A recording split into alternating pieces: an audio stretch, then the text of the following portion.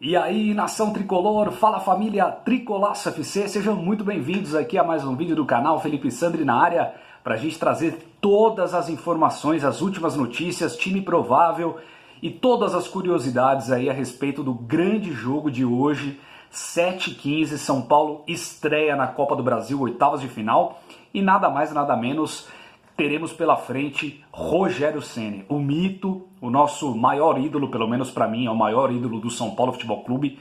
Fortaleza e São Paulo, às 7h15, lá no estádio do Castelão, lá em Fortaleza, lá no Ceará.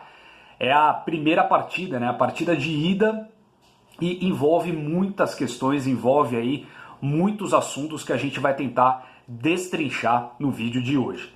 Bom, gente, São Paulo, de certa forma, vai muito bem, obrigado, lá no Campeonato Brasileiro, né? O São Paulo vem de vitória, aí uma vitória incontestável no clássico contra o Palmeiras, lá no Allianz Parque. O São Paulo quebrou o tabu e de quebra também ficou ali entre os primeiros colocados. São Paulo está no G4, está consolidado nesse momento dentro do G4 e vai muito bem. Só que a gente sabe que um campeonato como o Campeonato Brasileiro premia a regularidade, premia normalmente o time que vence. A equipe campeã do Campeonato Brasileiro por pontos corridos é aquela equipe que tem um maior elenco, que consegue ter mais fartura de posições, né, de jogadores em posições. E aí, por conta de ser um campeonato muito extenso, esses times que tem esse elenco, que tem um maior entrosamento, que tem um trabalho a longo prazo, consegue ganhar, consegue ter aí mais eficiência nesse tipo de campeonato. Copa do Brasil já é outra coisa completamente diferente, é mata-mata, é competição ali, mata ou ganha, né? Aliás, mata ou perde, né? Então, a diretoria do São Paulo está focando na Copa do Brasil nesse momento. Primeiro, por questões que o time do São Paulo tem um elenco um pouco defasado em comparação com outras equipes. Entende-se aí Atlético Mineiro, entende-se Flamengo, o próprio Palmeiras que a gente venceu. A gente também tem um elenco um pouco mais reduzido do que o Palmeiras e até pode colocar aí na conta o próprio Inter de Porto Alegre. Então, a diretoria do São Paulo sabe que é muito difícil o São Paulo ser campeão brasileiro esse ano, mas é óbvio que o São Paulo está brigando, está ali nas primeiras posições e vai talvez brigar até o fim ali por alguma colocação boa no Campeonato Brasileiro. Em termos de vislumbrar título em si, palpável, a Copa do Brasil é muito mais palpável, é o campeonato que a gente pode alcançar de forma mais fácil, entre aspas, e aí o direcionamento é focar na Copa do Brasil sim, né? Porque também não vai atrapalhar tanto em termos de planejamento os jogos da Copa, do Campeonato Brasileiro. O que pode atrapalhar é sim a Copa Sul-Americana, que a gente vai jogar contra o Binacional em casa, ainda pela fase de grupos da Libertadores. Libertadores essa que a gente já está eliminado, né? Uma vergonha, né? A gente não pode esquecer o que aconteceu. E aí o São Paulo, empatando pelo menos com o Binacional, vai se classificar para a Copa Sul-Americana. E aí as datas da Sul-Americana podem atrapalhar sim com as datas de Copa do Brasil e as datas do Campeonato Brasileiro. Então o São Paulo está direcionando como rumo, como foco, ter a prioridade da Copa do Brasil e, claro, não largar o Campeonato Brasileiro. Ir bem no Campeonato Brasileiro como puder, né? Mas o foco central é a Copa do Brasil. Por quê? Primeiro, pela grana, né? A Copa do Brasil, se o São Paulo se sagrar o campeão, o São Paulo vai receber cerca de 67 milhões de reais. É uma grana muito boa, considerável, principalmente nesse momento de pandemia que os clubes estão quebrados e o São Paulo, principalmente com a gestão nefasta do Leco, está completamente ali no buraco, né, financeiro. Então seria uma grana muito bem-vinda. E segundo, pelo encerramento de jejum de títulos, né? Porque o São Paulo está aí desde 2012 na fila, sem vencer um título sequer. E terceiro, porque a Copa do Brasil é o título que falta ainda na galeria de troféus do São Paulo Futebol Clube. Então, por conta dessas circunstâncias, o São Paulo está focando sim na Copa do Brasil. E aí quis o destino que a gente enfrentasse de cara o Fortaleza do mito Rogério Ceni. E aí, o Mito, acho que vocês devem ter visto, o Mito deu uma entrevista recente lá pro Bem Amigos, né, do Sport TV, na segunda-feira à noite, E aí ele meio que manteve ou deu um certo apoio à manutenção do Fernando Diniz para 2021. Eu acho que ele foi, de certa forma, político ali, ele foi polido. É óbvio que ele não ia falar para prestes a encarar o time do Fernando Diniz, né? E no último duelo com o Fernando Diniz, o São Paulo venceu por 1-0, gol do Daniel Alves, né, no Campeonato Brasileiro.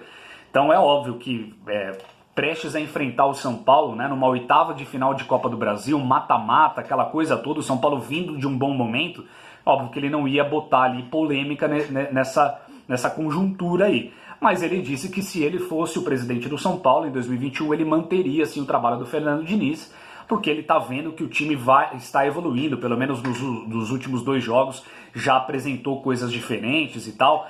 Eu acho que ele está no papel dele.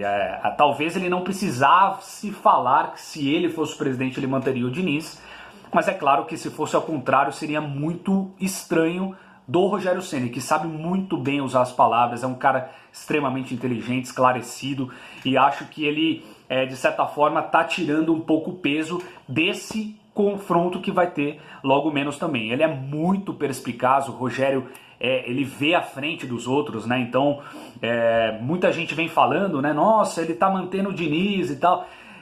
Não há, é óbvio que o Rogério Ceni em si, ele sempre vai querer voltar para o São Paulo e o torcedor do São Paulo sempre vai querer ter o mito de volta. Isso vai acontecer uma hora ou outra. Não sei se vai acontecer, como eu disse em alguns vídeos atrás aqui no canal, não sei se vai acontecer logo de imediato. Não sei se a partir do momento da eleição no São Paulo, no ano que vem, o Rogério Ceni já poderia vir, porque ele também tem contrato com o Fortaleza, ele vai cumprir, pelo menos acredito eu, que ele vai cumprir até o final ali de fevereiro, quando encerra o Campeonato Brasileiro. E a partir de março não sei o que pode acontecer, não sei as cláusulas de contrato dele, enfim. Mas é notório que mais cedo ou mais tarde o Rogério vai sim ser o novo técnico do São Paulo. Vamos ver quando isso vai acontecer. E aí, gente, time provável, né? Fernando Diniz, no meu modo de entender, acertou, né, na escalação no São Paulo contra o Palmeiras, muito por conta do dedo da diretoria. A diretoria do São Paulo foi lá e meteu o bedelho mesmo, falou, seguinte, você quer ser mantido para tua manutenção, você tem que vencer o jogo contra o Atlético Goianiense, o São Paulo venceu, você tem que no mínimo empatar no Allianz Parque com o Palmeiras, o São Paulo foi lá e venceu, quebrou o tabu. E agora, contra o Fortaleza, você tem que fazer um bom jogo e voltar vivo para decidir aqui no Morumbi, na próxima data, o jogo de volta para a classificação para as quartas de final. Então, e aí mexeu no time, mexeu no brilho do time, mexeu na forma do time jogar e tá dando resultado. Pelo menos agora o time já surtiu um certo efeito. E aí eu acho que ele vai manter o mesmo time, com exceção do meio de campo, que aí o Gabriel Sara está retornando de suspensão, né? Estava suspenso no Campeonato Brasileiro, não jogou contra o Palmeiras e agora na Copa do Brasil ele pode sim jogar sem problema nenhum e provavelmente ele vai entrar no lugar do Tietê no meio de campo como esse talvez segundo ou terceiro homem de meio campo. Então a escalação do São Paulo ficaria com Thiago Volpi no gol, Igor Vinícius na direita, Diego Costa, Bruno Alves e Reinaldo na esquerda, aí Luan como esse cabeça de área, Igor Gomes, Daniel Alves e Gabriel Sara entrando no lugar do Tietê e na frente o Brenner e o Luciano sendo mantidos. Acho que esse é o time ideal do São Paulo para o momento e vamos tomar muito cuidado com esse time do Fortaleza. O Rogério Ceni vem fazendo um trabalho incrível com esses jogadores. O time do Fortaleza não tem nenhum grande nome, mas tem um coletivo muito forte, um coletivo que obedece e sabe exatamente o que tem que fazer dentro de campo. Então o São Paulo vai ver muita correria ali. O Rogério Ceni provavelmente vai montar um time do meio para frente, indo para frente, espetando, com jogadas rápidas, com triangulações rápidas. O São Paulo vai ver muito fogo nesse jogo lá contra o Fortaleza no Castelão. É bom a gente ficar muito ligado e voltar vivo, voltar com um placar que nos dê a possibilidade de passar e sacramentar essa classificação para as quartas de final.